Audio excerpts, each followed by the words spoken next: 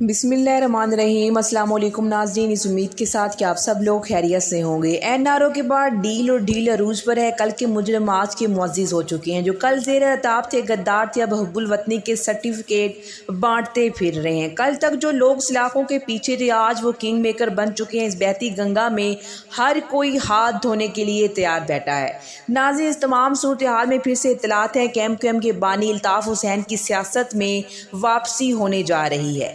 ان کی بھی نہ صرف ڈیل ہو چکی ہے بلکہ این آر او بھی دیا جا چکا ہے۔ ان اطلاعات میں اب کتنی صداقت ہے اور ان کی لندن میں کس اہم شخصیت سے ملاقات ہوئی ہے اور یہ ڈیل کس کے تھرو ہوئی ہے، کیا الطاف حسین کی معافی مانگنے کی ویڈیو بھی اس سلسلے کی ایک کڑی ہے، اور لندن میں آج کل کیا کھچڑی پک رہی، جبکہ پرویز الہی نے نواز شریف کو کرارا جواب بھی دے دیا ہے اور رانا ثناء اللہ نے عمران خان کا لانگ مارچ روکنے کے لیے نئی حکمت عملی بھی وضع کر دیا۔ ناظرین، یہ تمام تر تفصیلات آج کی اس ویڈیو میں ہم آپ کے ساتھ شیئر کریں گے۔ ویڈیو کی تفصیل میں جانے سے پہلے آپ ہمارے چینل کو سبسکرائب کریں، ویڈیو کو لائک کریں اور کامنٹس باکس میں اپنی قیمتی رائے سے ضرور آگاہ کریں۔ اور ناظرین، آرمی چیف قمر جاوید باجوہ جو کہ فیصلہ کر چکے ہیں کہ وہ ایکسٹینشن نہیں لیں گے، اور اس کی وہ واشنگٹن میں تصدیق بھی کر چکی ہیں کہ وہ نومبر میں ریٹائر ہو جائیں گے۔ مزید توسیع نہیں لیں گے۔ قمر جاوید باجوہ کے اس کے بیان کے بعد عمران خان نے نہلے پہ دیلا پھینک دیا ہے۔ سابق چیئرمین نے اپنی طرف سے نئے آرمی چیف کا نام بھی تجویز کر دیا۔ کپتان نے کس جنرل کو آرمی چیف کے لیے منتخب کیا ہے، یہ بھی آپ کو بتائیں گے۔ اس کے علاوہ ایک اہم خبر یہ ہے کہ عمران خان نے لانگ مارچ سے پہلے حکومت پر پارلیمنٹ کے اندر سے وار کرنے کا پلان بنا لیا ہے۔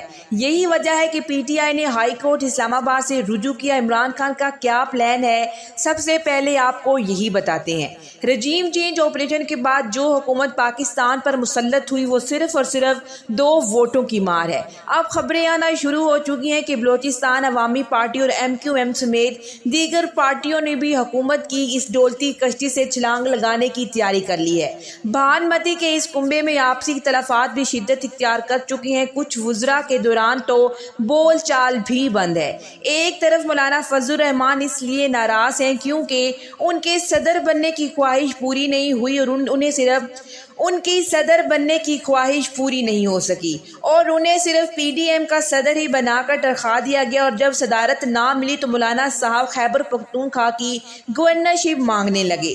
اب یہاں سلسلہ یہ ہوا کہ خیبر پختونخوا کی گورنری کے لیے عوامی پارٹی کے رہنما میاں افتخار کا نام اناؤنس کر دیا گیا تھا، لیکن اب وزیر اعظم شہباز شریف کو مسئلہ یہ تھا کہ اگر اے این پی کو گورنری دے دے تو مولانا فضل الرحمان ناراض ہو جاتے، اور اگر مولانا فضل الرحمان کو نوازتے تو عوامی نیشنل پارٹی بدک جاتی۔ اس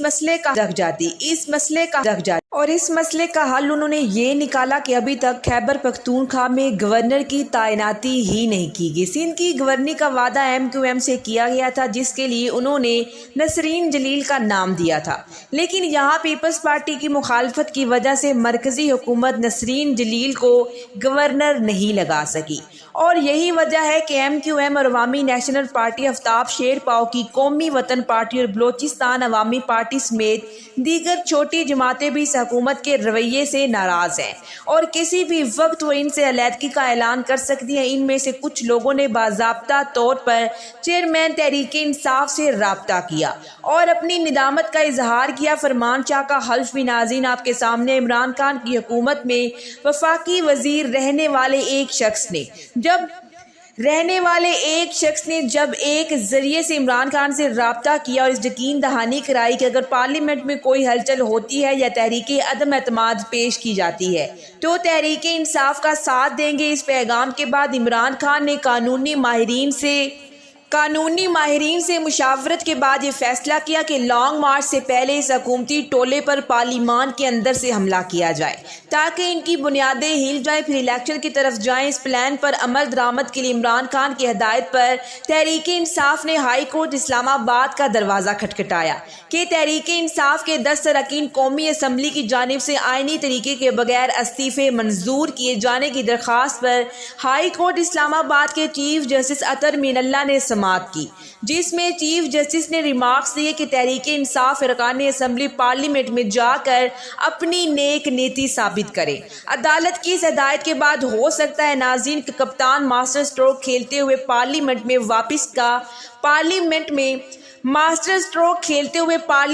واپسی کا اعلان کر دیں۔ اس کے بعد اس چور ٹبر کے خلاف تحریک عدم اعتماد جمع کروا دیں۔ اب دیکھنا یہ ہے کہ تحریک عدم اعتماد سے پہلے تحریک انصاف نمبر گیم پورے کرنے میں کامیاب ہوتی ہے یا نہیں۔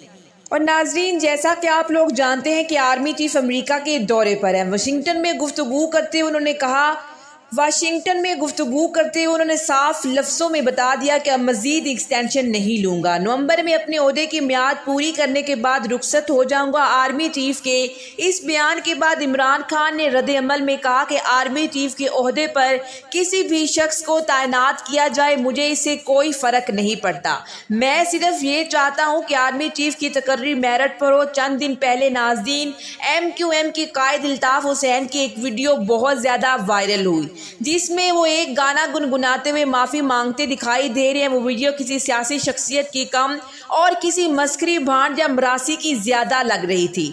اس معافی کا مقصد فیصلہ سازوں کو پیغام دینا تھا کہ ان کا سافٹ ویئر اپ ڈیٹ ہو چکا ہے، لہٰذا باقی سب کی طرح ان کو NRO دے کر چھوڑ دیا جائے۔ لیکن الطاف حسین نے ریڈ لائن کراس کی تھی، اس نے پاکستان کو ناظرین گالی بھی دی تھی، اتنی آسانی سے معاف کیے جانے کا امکان بہت کم ہے۔ لیکن سوال یہ ہے کہ 2016 کے بعد اب اچانک انہوں نے معافی کی گردان کیوں شروع کر دی ہے؟ اس کی وجہ یہ ہے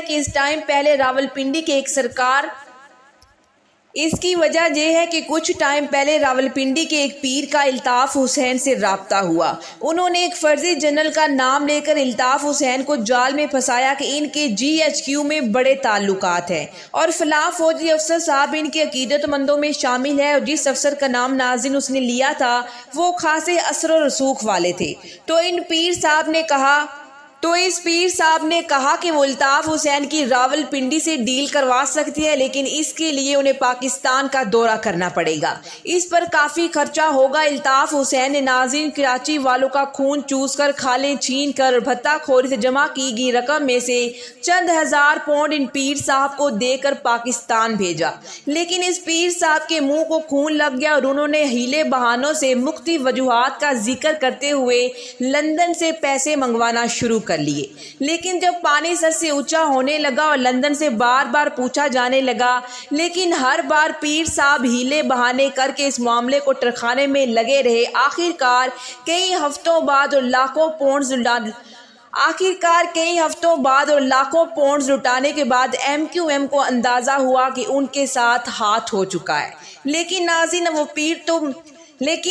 اب وہ پیر تو الطاف حسین کو ملنے سے رہا۔ انہوں نے چپ کا جو روزہ رکھا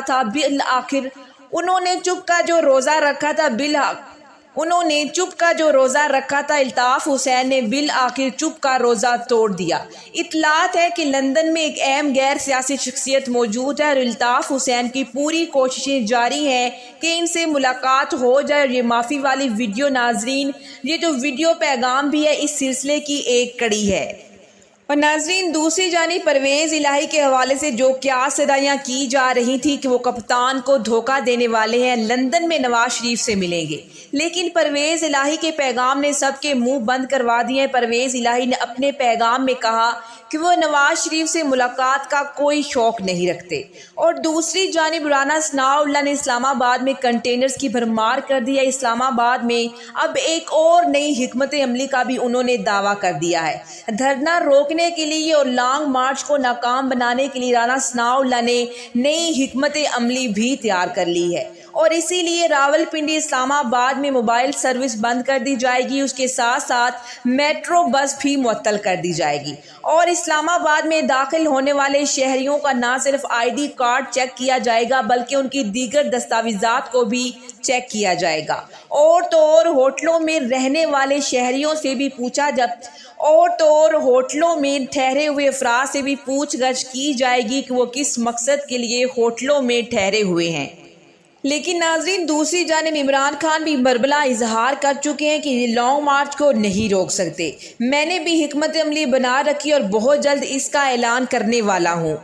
لیکن ناظرین ماحول بڑا گرم ہو چکا ہے اور عمران خان کے اعلان کے چند گھنٹوں بعد ہی حکومت کے پاؤں لڑکھڑا چکی ہیں اور یہ ہڑبڑاہٹ میں بہت بڑے بلنڈر کرتے ہوئے نظر آ رہے. ناظرین یہ حقیقت ہے کہ عمران خان کے لانگ مارچ سے پہلے ہی حکومت کی نیندیں اڑ چکی ہیں. اب تک کے لیے اتنا ہی. اسی کے ساتھ مجھے اجازت دیجیے، ملتے ہیں ایک اور نئی ویڈیو کے ساتھ. اللہ نگہبان، اللہ نگہبان، اللہ نگہبان، اللہ نگہبان، اللہ نگہبان.